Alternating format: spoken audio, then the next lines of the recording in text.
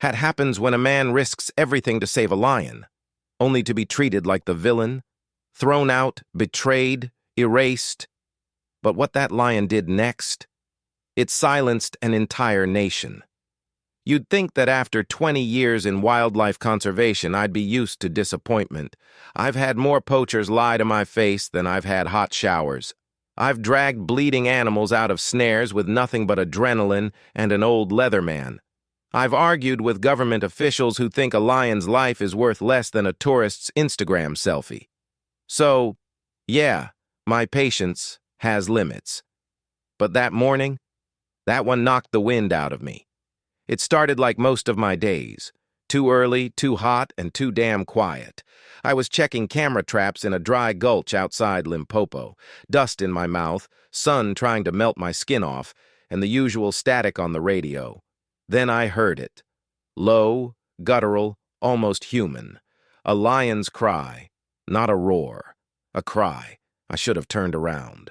Most guys would, but here's the thing. I've got this flaw where I run toward the danger. Lucky me. I followed the sound and found him. A full-grown male lion, tangled in a barbed wire snare like some twisted necklace he never asked for. Blood slicked the dirt under his body, and his leg was a mess. He didn't growl. He didn't lunge. He just looked at me, like he'd already decided how this ended. "Easy," I said, holding up my hands like I was talking to a cornered pit bull. "I'm not your problem today." I ditched the rifle. Dumb? Maybe. But I wasn't going to shoot him. Not after what people had already done to him. I got down on my knees, slow, pulled out the cutters from my pack. The wire had dug in deep. I muttered the whole time, maybe to him, maybe to myself. "We're not dying here today, buddy. Not you. Not me." It took 10 minutes, maybe 15. When the snare finally gave, he didn't bolt. He didn't swipe. He collapsed, like I'd just yanked the last bit of fight out of him. And that's how I ended up driving back to the rescue center with a half-dead lion in my back seat, bleeding into my toolkit and breathing like every breath cost him rent. We named him Leo. Not because it was clever. God knows half the lions in rescue centers are named Leo. But because it fit. He wasn't feral. He was regal, even half dead. The kind of animal that made you straighten your spine just by looking at him. He recovered slowly. Ate from my hand. Let me clean his wounds. Growled at everyone else. But when I walked in, he'd lift his head and grunt like some grumpy uncle you woke from a nap. That lion knew me. Trusted me. You want to know the worst part? That's when it all started falling apart. Because the world doesn't like men who treat animals like equals. And it really doesn't like lions that behave more civilized than some of the people in power. Within a month, protests started popping up around our center. Locals said we were wasting money. Newspapers wrote trashy headlines like, "Feeding lions while children starve." Some online troll even called me a traitor to the species, as if saving a lion meant I was abandoning humanity. Please. Then came the vandalism. Fences cut. Cameras smashed. We caught a guy trying to dump poison in the watering tanks. Security was a joke. The police shrugged. "You shouldn't antagonize the hunters," they said. Right, because trying to keep a lion alive is obviously antagonizing. One night, I was on my way back to the center when the call came through. "Leo's cage is open." He's gone. Gone. Like he just decided to take a stroll through hostile territory. I knew better. This wasn't an escape. This was a setup. I grabbed my flashlight, my boots, and sprinted into the bush. The night was silent. Too silent. Then I heard it again, that low, familiar grunt. They had him surrounded, 4 men with spears and loopholes like they were starring in some bad safari reenactment. And there, in the center, was Leo. Cornered.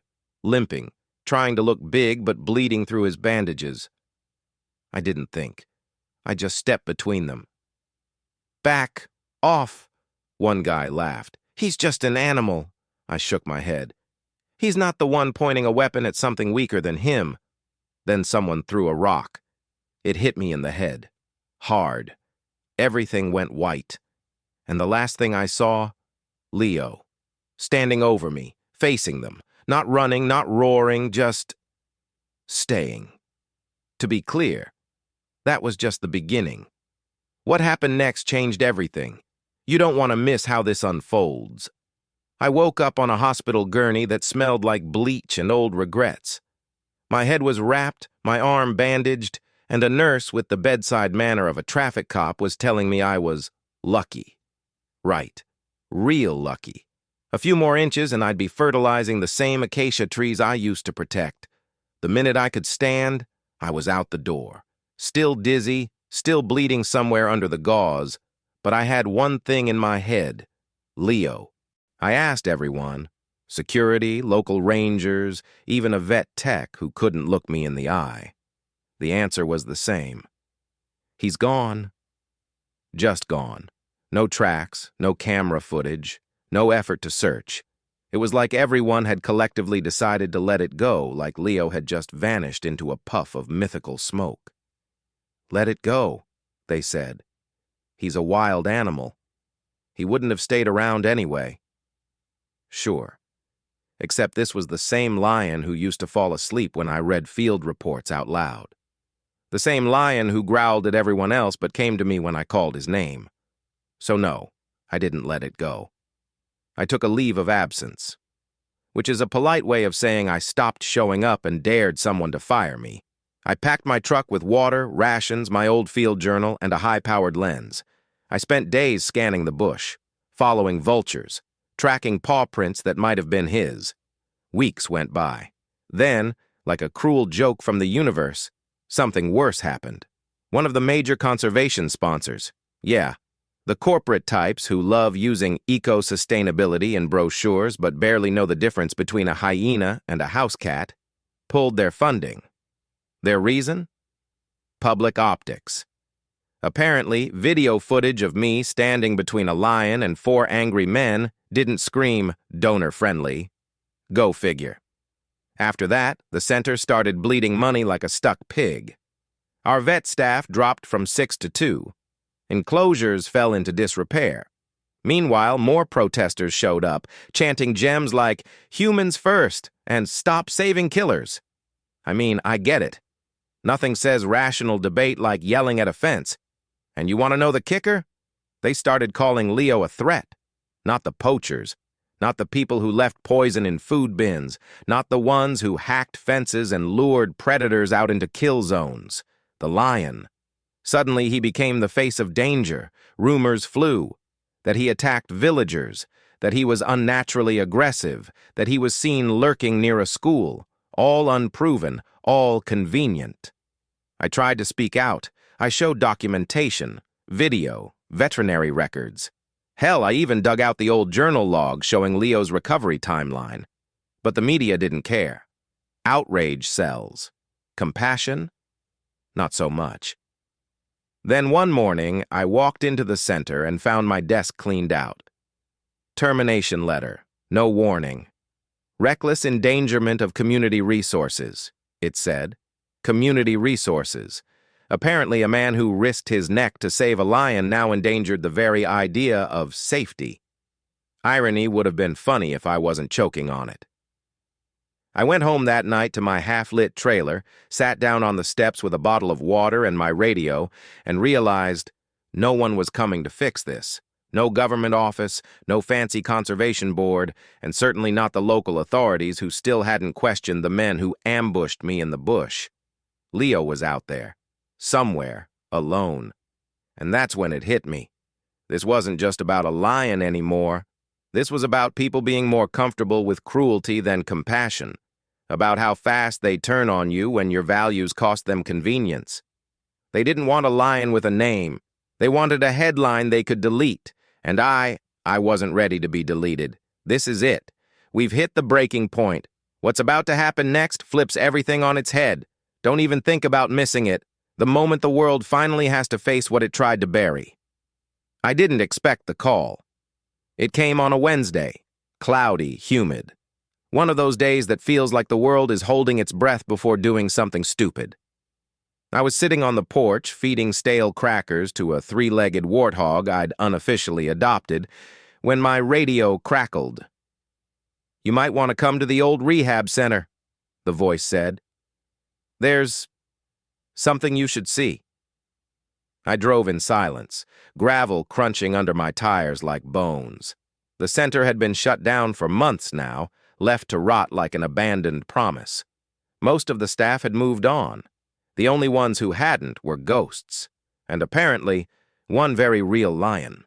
He was there, Leo, sitting, right where I used to park. He looked thinner, older. His fur was dull, his movements slower. But when he turned and looked at me, it was him, and he remembered. He stood, no roar, no growl, just that low, guttural sound he always made when I walked into his enclosure. A hello without the fuss. The vet standing nearby dropped her clipboard. Someone whispered, "It's him." And then everyone went dead silent. Leo walked past the ruined gates, past the dry watering hole, past the broken fence no one cared enough to fix, and straight to the Baobab tree, the one we'd planted after, yeah, that tree. There was a small, faded plaque at the base. My name. A few words someone had carved in too fast with too little care. I hadn't been there since they put it in the ground. Too angry, too bitter, too alive, maybe. Leo lay down, not next to the tree, at the foot of the grave, and stayed. 10 minutes. 20. An hour. We tried to call him back. He didn't move. He wasn't visiting. He was keeping watch. The story caught fire. First local news, then social media, photos, videos. The lion with grief. People called it poetic. A beast with a soul. They made up stories about our friendship, most of them exaggerated. One blog said I taught him how to hug. Another claimed I whispered secrets to him in Swahili. Ridiculous, but people needed a symbol. And Leo, as always, delivered. Within days, donations poured in. Volunteers returned. Even the corporate suits sent an apologetic email. Classic, right? Ignore it when it's real. Praise it when it's viral. But here's the twist. Leo didn't leave. He came back every morning, sat by the grave, watched the sun rise, and left. He did it again the next day, and the next, until even the doubters had to admit, this wasn't instinct. This was choice. Some reporter asked me, "What do you think he's doing?" I looked her dead in the eye. "He's reminding you who the real animal is," I said. Because Leo? He wasn't just mourning. He was protesting against the silence, against the people who let cruelty become background noise, against a system that needed a lion's loyalty to remember what justice looks like. He outlived his label, outlived the lies. And in the end, he did the one thing no one saw coming. He made them care. That's it. No fairy tale, no happy ending wrapped in gold ribbon, just the truth. One lion, one bond, and a world forced to face the mirror.